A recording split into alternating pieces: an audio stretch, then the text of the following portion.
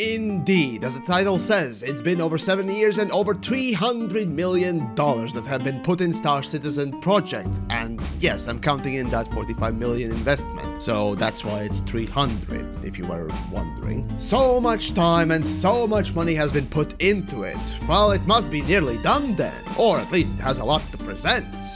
Well, long-time viewers will know. The answer is no, not really.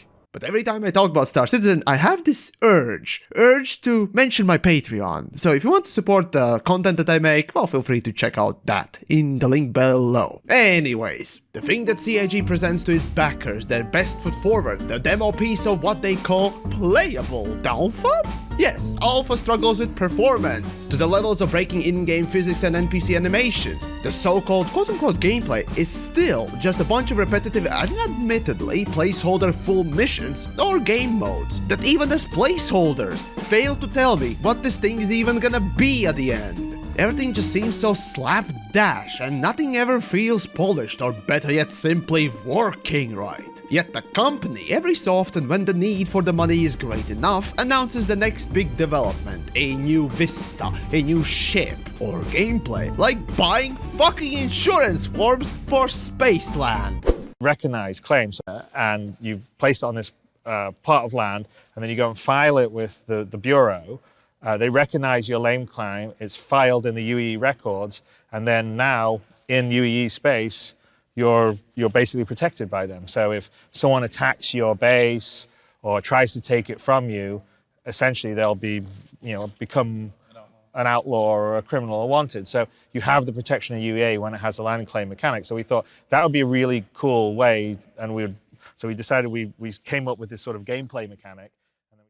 I shit you not even Spaceland itself, a fucking insurance forms. By the way, if you want to know more about that, I made a video about that a little while back, so go check it out, there'll be a link in the description. Anyways, the point I always make with Star Citizen is, with this much money, with this much time, could you not at the very least make a playable demo which worked better, or better yet, a fully finished game? And the answer of course always is yes. Yet the apologists fumble and bumble with their excuses like, but they're making new tech! This shit's revolutionary! Okay, sure, you can go and do that, but what's the great tech good for if there's nothing at the core of the project? Remember, even Crysis had gameplay, not to even mention Half-Life 2, and they were revolutionary games. Besides, do all of us nerds really want that greatest tech? Or did we actually go and pledge our money for a good fucking game, not the fucking tech? For me, tech is nice, but more importantly, I want a space sim with gameplay. As for the whole quote-unquote perpetual alpha, some say that it's just a tech demo, it's just a representation of the things that they are making and not the real game. It's not the real progress, or at the very least, very small part of it. And you may be right. See, games in crowdfunding tend to release demos. So, is this a demo?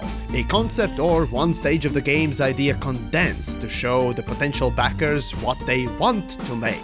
Like a trailer for a movie. Well, it sure as fuck is too massive to be just a demo. Their shiny media too wouldn't be reporting on it constantly if it was just a demo, and more importantly, it keeps getting updates constantly. So, it is not a demo. This, in the actuality, is the finished, or at least the most polished work that they want to show you. Okay, so then if it is the actual best result they have to show for themselves, does no one really actually feel like they've been taken for a fucking ride a little too much? You see, it's undeniable. Star Citizen is very good at showing off the next big vista, or a video of some space testicle spectacle that makes the old space geezers throw their retirement money at Chris and company. But when it comes to actually producing results, well, do I need to even say anything?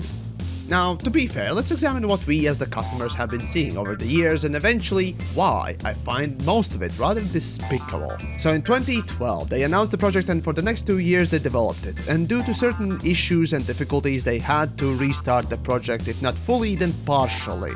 Now, these things happen and can cause project shutdowns, but Star Citizen survived and kept on going. Over the next 3 years they developed, or rather others developed, the parts of the project alongside the main team. Outsourcing stuff. Like that whole Star Marine minigame. If PS, clusterfuck of a potato dickery was the result of one such outsourced studio. Yet before I decided to toss in my hard-earned cash for the project, what I could see from the outside was a lot of videos of different features that also involved some gameplay elements that you'd expect from a finished game rather than a tech demo or a showcase. Much like Anthem did. You remember that? The media is full of these sleek videos and images about the project, and it all leads a lot of people, myself included, to think that it's near finished product. I suppose the term misleading marketing is what I'd be looking for here, but I don't know. What do you think?